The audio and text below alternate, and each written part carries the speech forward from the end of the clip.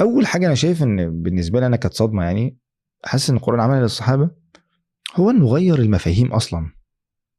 يعني ايه غير المفاهيم؟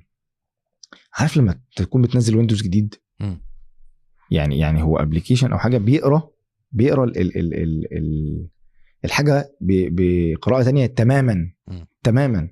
او تعبير حتى انا افتكر كنت قلته معاك قبل كده في اللقاء اللي هو النضاره القرآنيه.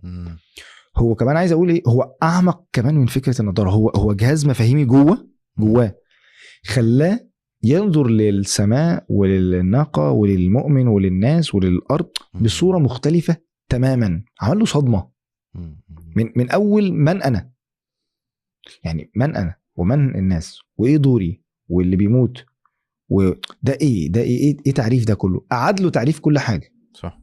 فانت متخيل صدمه ان في مؤمن، في منافق، في كافر، في جنه، في خلود، في لحظه لحظه سيدنا ادم اني جاعل في الارض خليفه. ايه ظهوري انا، هدفي ايه؟ طب اللي بيموت، طب في حاجه اسمها مات غلط، طب في حاجه اسمها لو كنت قعدت في البيت ما كنتش مت، طب في حاجه كده. طب يعني انت متخيل تساؤلات لما السؤالات دي ما فيش فيها اجابات، الناس بتقعد تحاول، وده موجود في جزء من الفلسفه، الناس بتحاول تجاوب لان هي انت بتبحث، فطرت عن البحث عن هذه الاجابه. لذلك من الكتب اللي بدات تنتشر مؤخرا، او مش مؤخرا، من بقالها سنين، البحث عن المعنى للحياه. الناس بتمل، سبحان الله، الناس مش لاقيه يعني حتى اسمه ايه ده، لما في كذا مدرسه في مدارس علم النفس اغلبها كانت طالعه من النمسا، يعني منهم المدرسه الثالثه كان فرويد وادلر، وبعد كده الثالث اسمه فيكتور فرانكل. فيكتور فرانكل ده لما فكر قال لك انا اعمل لوجو ثيرابي، العلاج بالمعنى. وله كتاب اسمه العلاج بالمعنى، وله كتاب كان لسه مترجم حديثا اسمه صرخه من اجل المعنى. حتى بيجيب دراسات ان المجتمعات المترفه الفارغه لقى ان فيها نسبه الاكتئاب اعلى. نسبه الايه؟ الاكتئاب اعلى. الاكتئاب صح.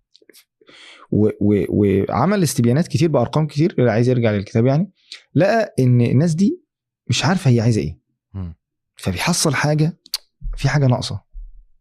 الانسان زي ما قلت برضه انا في درس، هو اجوف، في حاجه عمال يدور عايز يملاها مش عارف، فيركب دي مش دي اللي بتملاه، يركب دي مش دي اللي بتملاه، يركب الشهوه مش دي اللي كافيه، قاعد بيدور في حاجه ناقصه وقاعد ذهنيا يبحث.